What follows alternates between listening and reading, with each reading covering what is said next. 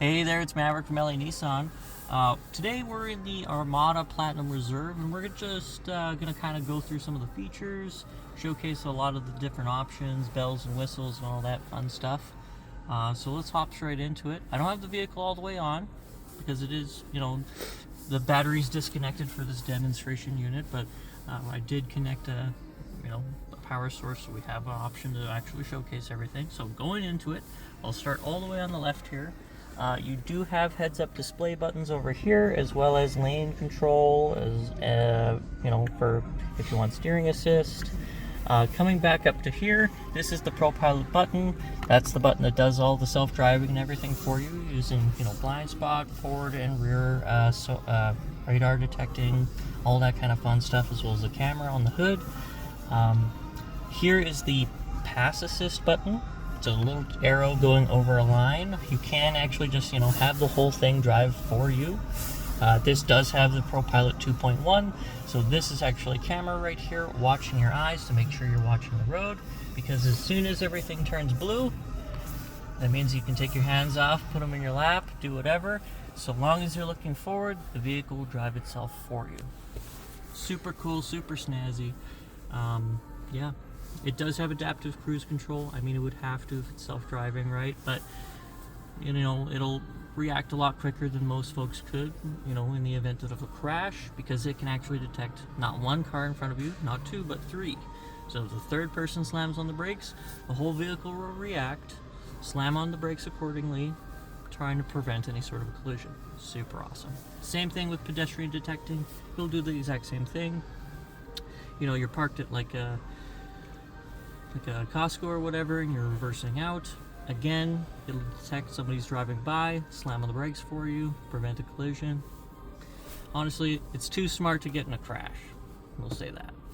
So coming over here to the right, you do have, your screen selector buttons. So if you wanted to, manipulate the left screen, make sure it's highlighted left, and then you can, press the wheel, run through a few different options there. Pro Pilot Assist, if you want to look at the different, lanes and stuff like that, you can do that. You can also hop over to the other screen and completely, just with this little trackpad as well as the buttons on it, you can, navigate the whole thing. But I personally really like to use the voice command button. So I'll give it a show for you. Turn the fan on to max.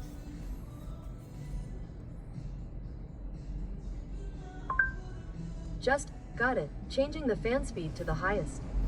And just like that, you didn't even have to touch the console in the center in order to actually affect the, the level of the fans. You can also do that for heated seats, heated steering wheel.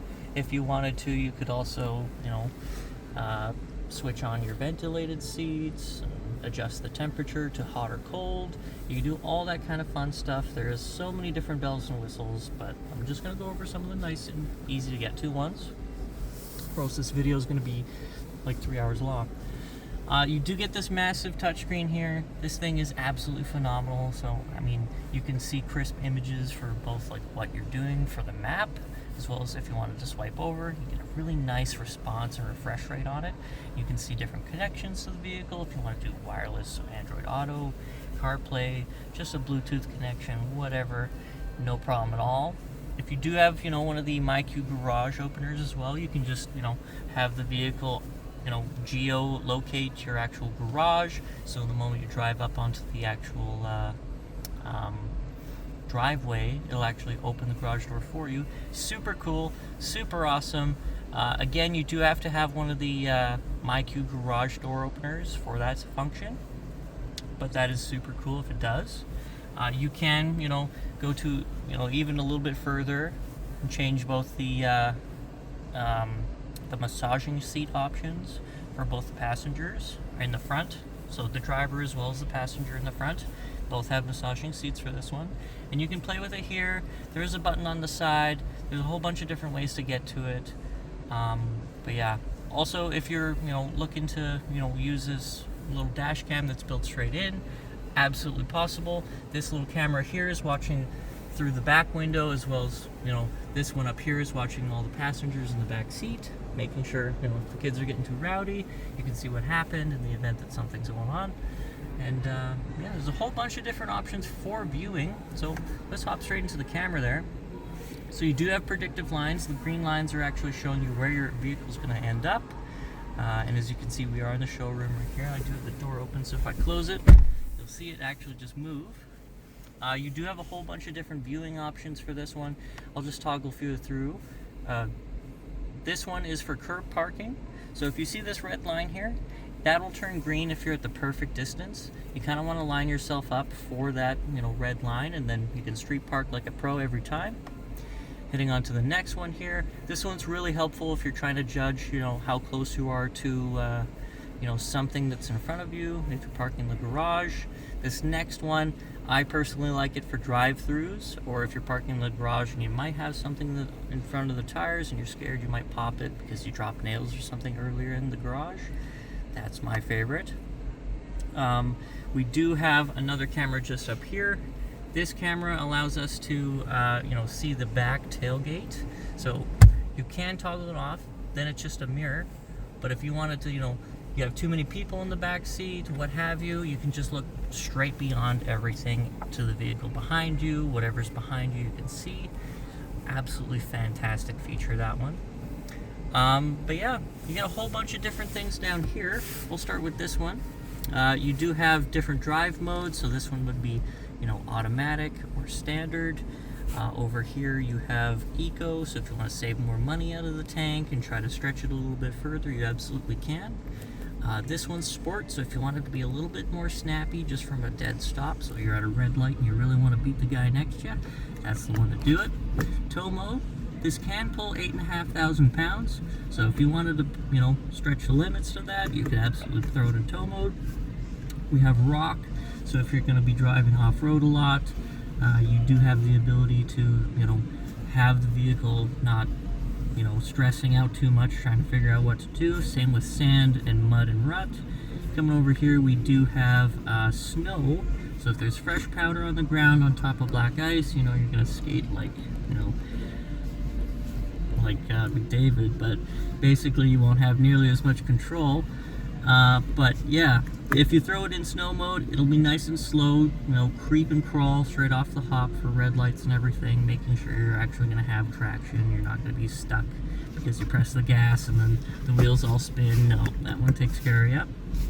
These are actually the shift buttons, so it's as simple as pressing one of the buttons to change the gear. Make sure you have your foot on the brake.